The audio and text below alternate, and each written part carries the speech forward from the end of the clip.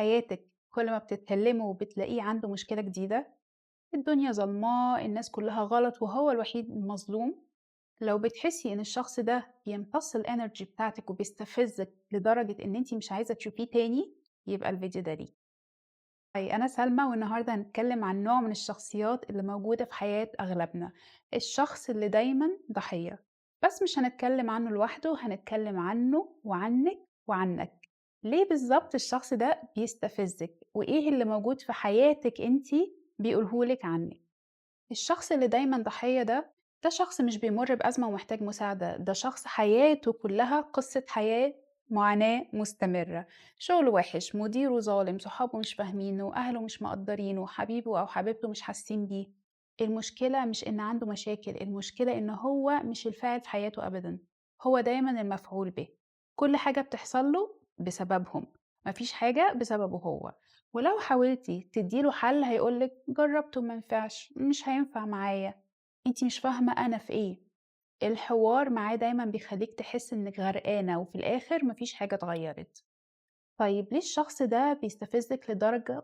خليني أقولك حاجة، بس يمكن الحاجة دي مش هتعجبك. ليه هو بيستفزك للدرجة دي؟ لأنه بيدوس على حاجة جواكي انتي. يعني ايه الكلام ده؟ تعالي نشوف. أولًا لو الشخص ده بيستفزِك لإنِّك حاسة إنه ضعيف ومش قادر ياخد قرار، ممكن يكون ده لإن جواكِ أنتِ inner victim أنتِ كمان، مش عايزة تشوفيها. جزء منِّك عارف إن في مواقف معيّنة أنتِ كمان بتلعبي فيها دور الضحية، بتلومي الظروف، بتقولي مش بإيدي، بتستني حد ينقذِك، وشكله قدّامِك بيفكّرِك باللي مش عايزة تعترفي بيه. هادّي لِك مثال، تخيّلي إن أنتِ في علاقة وحبيبِك دايمًا بيشتكي من شغله ومن أهله ومن أي حاجة، من كل حاجة تقريبًا. ما بياخدش أي خطوة عشان يغيّر ده، هل ده بيستفزِّك؟ طبعًا، بس لو بصيتِ جوّه نفسِك هتلاقي إن أنتِ كمان في حاجات حياتِك مش راضية عنها ومش بتعملي أي حاجة علشان تغيّريها. ممكن مثلًا شغل أنتِ مش مبسوطة فيه، ممكن في صداقة مش صحية معاكِ، يمكن في عادة معيّنة أنتِ عايزة تبطّليها، بس قاعدة تقولي الظروف صعبة، الوقت مش مناسب، لمّا كذا وكذا يحصل. شايفة؟ وجود الشخص ده في حياتِك هو عبارة عن مراية ليكِ. ثانيًا بقى لو الشخص ده بيستفزِّك لإن أنتِ حاسة إنِّك لازم تساعديه، فده escape. يعني إيه escape؟ يعني هروب من مسؤوليتِك أنتِ تجاه نفسِك. أسهل حاجة إنِّك تشغلي نفسِك بمشاكل حد تاني علشان ما تبُصّيش لمشاكلِك أنتِ، تحسّي إن أنتِ نافعة، إنِّك قوية، إن أنتِ المنقذة، بس الحقيقة أنتِ بتهربي، لإن لو بصّيتِ لحياتِك أنتِ هتلاقي حاجات فيها محتاجة تتصلّح، وده على فكرة أصعب بكتير من إنِّك تصلّحي حياتِك أنتِ، فأنتِ بالتالي بتصلّحي حياة حد تاني. هادّي لِك مثال، صاحبتِك دايمًا في دراما، مشاكل مع خطيبها، مشاكل في الشغل، مشاكل مع أهلها، وأنتِ دايمًا موجودة، بتسمعي وبتنصحي وكمان بتحاولي تحلّي لها مشاكلها. ساعات بتقعدي ساعتين 3 على التليفون معاها، بس في نفس الوقت أنتِ مأجّلة إنِّك تكلّمي أهلِك في موضوع مضايقِك، مأجّلة إنِّك تبدئي المشروع بتاعِك اللي أنتِ عايزة تعمليه، مأجّلة إنِّك تواجهي حاجة في نفسِك أنتِ. ليه؟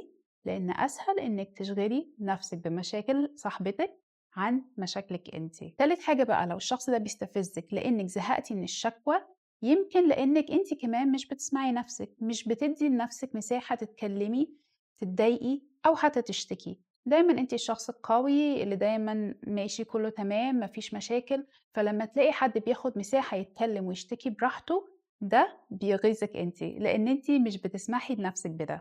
شايفة؟ الموضوع مش عنّه هو بس، الموضوع عنِّك أنتِ.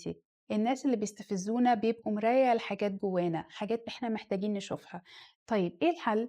الحل مش إنِّك تقطعي علاقتِك بيه وخلاص، الحل إنِّك تفهمي ليه جذبتيه ليكِ من الأساس، وليه لسه موجود في حياتِك. هادّي لِك شوية خطوات. أول خطوة اسألي نفسِك إيه اللي الشخص ده بيوفّره لي؟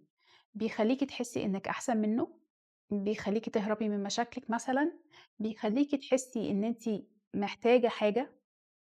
الخطوة 2، اعترفي بالvictim اللي جواكِ. في مواقف إيه في حياتِك أنتِ بتلعبي فيها دور الضحية؟ ما تحاربيش الفكرة دي، اعترفي بيها. أيوه، ساعات باحس إني مثلًا مش قادرة، أيوه ساعات أنا بالوم الظروف. الاعتراف ده أول خطوة للتغيير. تالت خطوة بقى، حطّي boundaries واضحة، مش لازم تنقذي الشخص ده، مش لازم تحلّي له مشاكله، ممكن تسمعيه بس من غير ما تغرقي معاه. قوليله أنا هنا لو عايز تتكلم بس مش هقدر أحل المشاكل دي بدالك. رابع خطوة ركزي على نفسك، بدل ما تصرفي طاقتك في إنك تصلحيه أو تصلحيها صرفيها في إنك تشتغلي على نفسك، على الفيكتيم اللي جواكي، على الأماكن في حياتك اللي محتاجة تاخدي فيها قرار بدل ما تستني. على فكرة الشخص اللي دايما ضحية ده مش عدو لينا، ده شخص بيجي في حياتنا بيعلمنا حاجة عن نفسنا، ولما بنتعلم الدرس هنلاقيه يا إما إحنا هنتغير في حياتنا يا إما الشخص ده هيختفي من حوالينا، مش لأننا قطعناه، لأ، لأننا إحنا اتغيرنا من جوانا. ده كان أول فيديو في سلسلة عن الشخصيات اللي بتستفزنا. الفيديو الجاي هنتكلم عن الشخص اللي بيحول كل حاجة لمنافسة وليه وجوده في حياتك مش صدفة. لو الفيديو عجبك ما تنسيش اللايك والشير وقوليلي في الكومنتس انتي بتتعاملي مع الشخص ده ازاي. شكرا and see you next video.